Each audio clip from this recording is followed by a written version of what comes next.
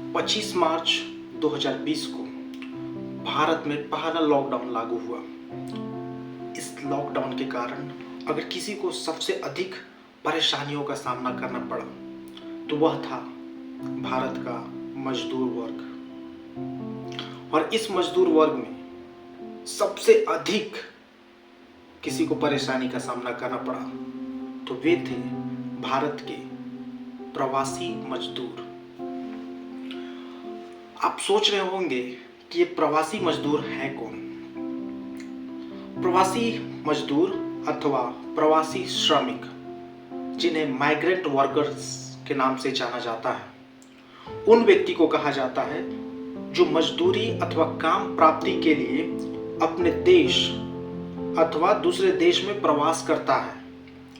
प्रवासी मजदूरों का इरादा सामान्यतः उस देश या क्षेत्र का निवासी बनने का नहीं, बल्कि वहां से जाके धन अर्जन करने का होता है।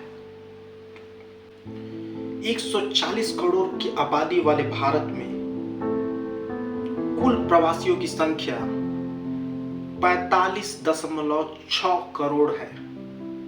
यह आंकड़ा 12 साल पुराना जनगणना 2011 पर आधारित है। तो आइए हम सभी जानते हैं कि प्रवासी मजदूरों को किन किन प्रकार की परेशानियों का सामना करना पड़ता है। पहला परेशानी यह है कि उन्हें खराब कामकाजी परिस्थितियों का सामना करना पड़ता है।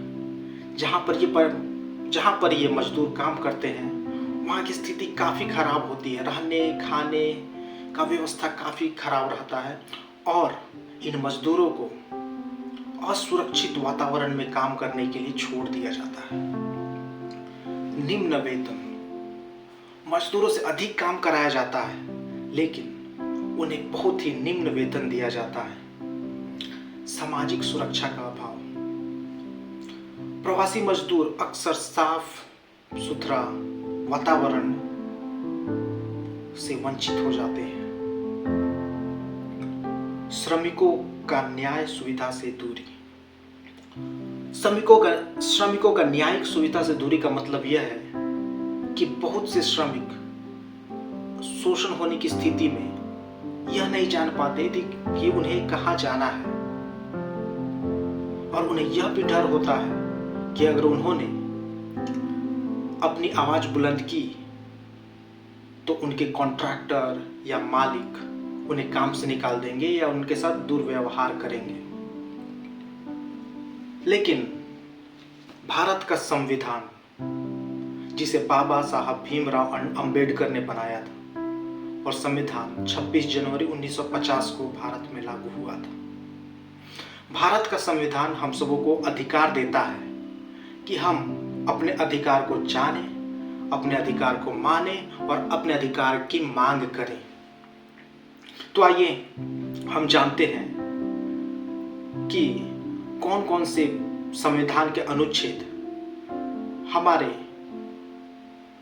अधिकारों की चर्चा करते हैं। इसमें सबसे पहला है अनुच्छेद 14, समानता का अधिकार। भारतीय संविधान का अनुच्छेद 14 समानता के अधिकार की बात करता है, जिसके अनुसार कानून की दृष्टि में सभी समान हैं, चाहे वह मालिक हो या नौकर, श्रमिक हो या व्यवसायी। सभी को एक समान अधिकार प्राप्त है और सभी को न्याय पाने का अधिकार है। दूसरा है अनुच्छेद 19, स्वतंत्रता का अधिकार।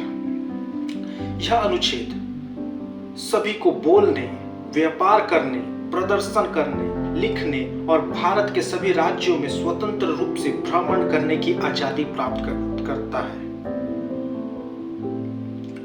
अनुच्छेद 21, जीवन का अधिकार। यह हम सबों के लिए बहुत महत्वपूर्ण अधिकारों में से एक है। यह अनुच्छेद सभी को सम्मानपूर्ण जीने का अधिकार प्रदान करता है, जिसका अर्थ यह है कि हर व्यक्ति सुरक्षित और आत्मसम्मान के साथ जीवन जीने के लिए स्वतंत्र है। इतना ही नहीं, the labour law of India मजदूरों के विभिन्न अधिकारों की रक्षा करता है, जो निम्न है: मिनिमम वेज एक्ट 1948। यह एक्ट राज्य के सरकारों को प्रतिबद्ध करता है कि वे अपने राज्य में एक मिनिमम वेज स्थापित करें। सामाजिक सुरक्षा अधिनियम 2020। यह अधिनियम मजदूरों की स्वास्थ्य सुरक्षा एवं शारीरिक सुरक्षा का बचाव का काम करता है। प्रवासी मजदूरों के उत्थान के लिए सरकार की क्या भूमिका हो सकती है? पहला है कि कानून का कड़ाई से परिवर्तन। सरकार को करना चाहिए कि जो भी कानून अभी प्रेजेंट में है उन पर कड़ाई से परिवर्तन करे, जिससे मजदूरों पर हो रहे अन्याय एवं शोषण कम हो। दूसरा है पोर्टेबल सामाजिक सुरक्षा।